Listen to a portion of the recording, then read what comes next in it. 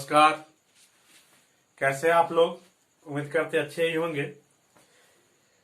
तो चलिए आज का क्लास स्टार्ट करें। पिछले क्लास में हम आपको बताए थे, जब क्लास लास्ट कर रहे थे तो नेक्स्ट डे हम लोग थ्योरम 6.8 करेंगे। तो इस क्लास में, आज के क्लास में हम थ्योरम 6.8 करेंगे, जो बहुत ही इंपॉर्टेंट है और हर एक दो ईयर के डिफरेंस पर यह क्वेश्चन रिपीटेशन होते रहता है बोर्ड एग्जामिनेशन में। तो आइए उस दृष्टिकोण से भी यह महत्वपूर्ण थ्योरम है। तो आइए आज हम करेंगे थ्योरम 6.1। यह स्टेटमेंट है आपके सामने थ्योरम 6.8 का। कहता है इन ए राइट ट्रायंगल, क्या होगा? एक राइट ट्रायंगल होगा। The square of the hypotenuse, that means hypotenuse का square is equal to the, किसके इक्वल होगा? Sum of the square of other two side, other जो टू साइड होंगे उसके स्क्वायर के सम के इक्वल होंगे। कैसा ट्रायंगल होगा? Right angle triangle. तो according to statement we draw the triangle. Statement है, उसके अकॉर्डिंग हम क्या करेंगे? एक राइट एंगल ड्रॉ करेंगे। कौन सा? एबीसी। ओके, हमने ड्रॉ कर दिया triangle ABC. Okay, triangle ABC draw कर दिया, जिसका एंगल भी क्या है? 90 डिग्री। क्या है? 90 डिग्री। तो यह स्टेटमेंट, यही टर्म हो जाएगा आपका स्टेटमेंट। देन आफ्टर क्या होगा? गिवन। गिवन क्या है? एक राइट एंगल ट्रायंगल है और जिसका एक एंगल कितना है? 90 डिग्री है। क्या लिखेंगे? Given ABC is a right angle triangle, right triangle in which angle B is equal to 90 degree. क्या होगा?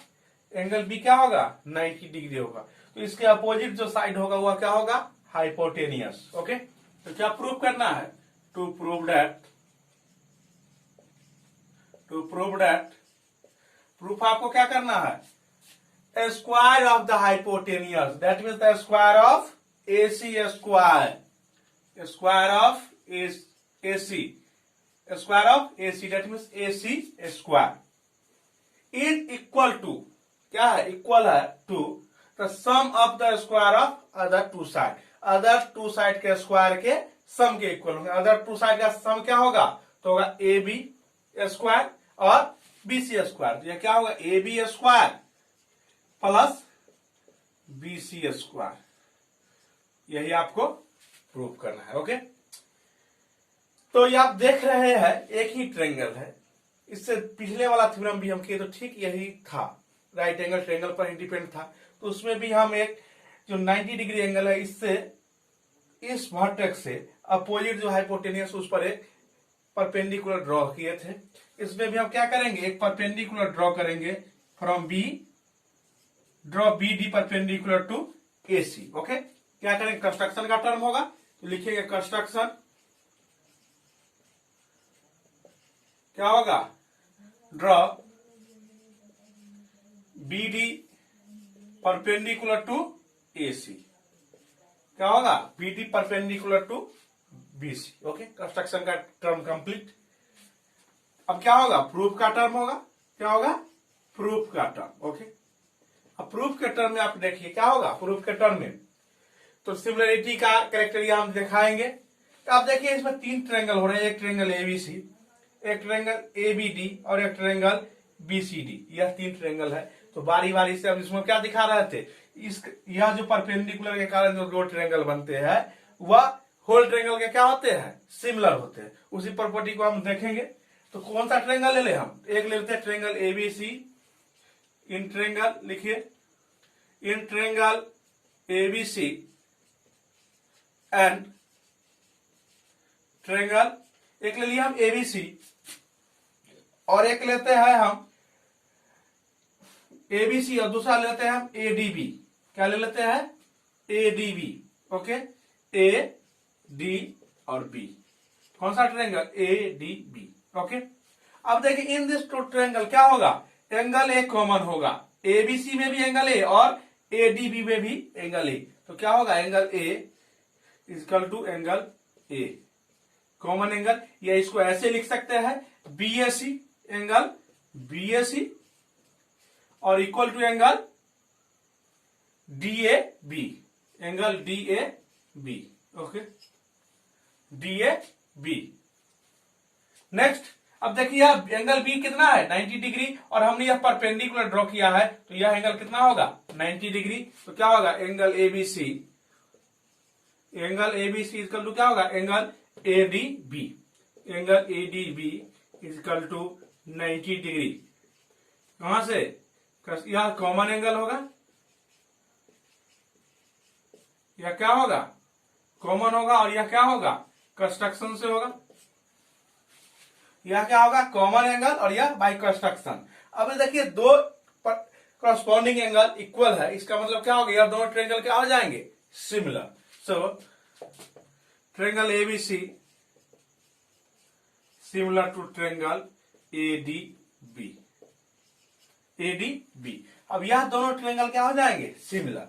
अब ट्रायंगल सिमिलर होंगे तो क्या होगा उसके जो क्रॉसपोर्डिंग साइड होंगे उसके रेशियो क्या होंगे इक्वल रेशियो होंगे। तो हम क्या करेंगे इस दोनों के जो क्रॉसपोर्डिंग साइड है उसके रेशियो को इक्वल करेंगे।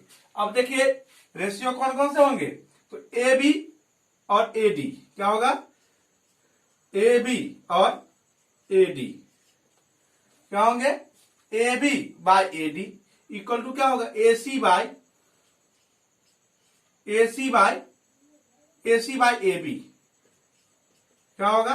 अब यहां से देखिए ए और बी को लिए दो रेगुलर टर्म, यहां रेगुलर ए डी, और जब हम लिए ए और सी यहां क्या होगा ए और बी, तो क्या होगा A B by A D equal to A B by A C. यह इंप्लाई करेगा, यह क्या इंप्लाई करेगा दोनों मल्टीप्लाई होगा, क्या होगा A B square, A B से ए बी स्क्वायर, या ऐसा लिखिए थोड़ा डिटेल में A B into A B equal to A C into A D, और यह क्या हो जाएगा A B square equal to A C A D.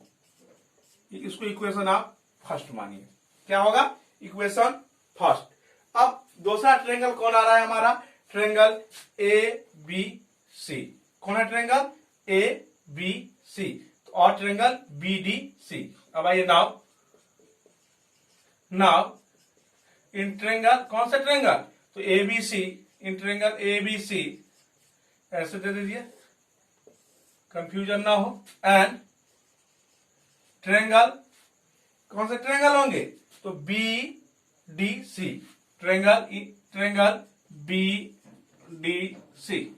Okay, कौन से ट्रायंगल बी डी सी। अब देखिए ट्रायंगल एबीसी में भी एंगल सी है और बीडीसी में भी एंगल सी है, दैट मीन्स यह कॉमन एंगल दोनों ही ट्रायंगल में है। So we write angle A C B equal to angle B C D. कौन सा एंगल, तो कॉमन एंगल, कौन सा एंगल कॉमन एंगल। ओके, अब नेक्स्ट देखिए इसमें ट्रायंगल एबीसी में कौन सा एंगल है बी 90 डिग्री, और ट्रायंगल बीडीसी में एंगल डी कितने हैं 90 डिग्री। तो क्या लिखेंगे हमें इसको एंगल एबीसी इक्वल टू क्या होगा एंगल बीडीसी, कैसा एंगल होगा कंस्ट्रक्शन से ऐसा हुआ या 90 डिग्री,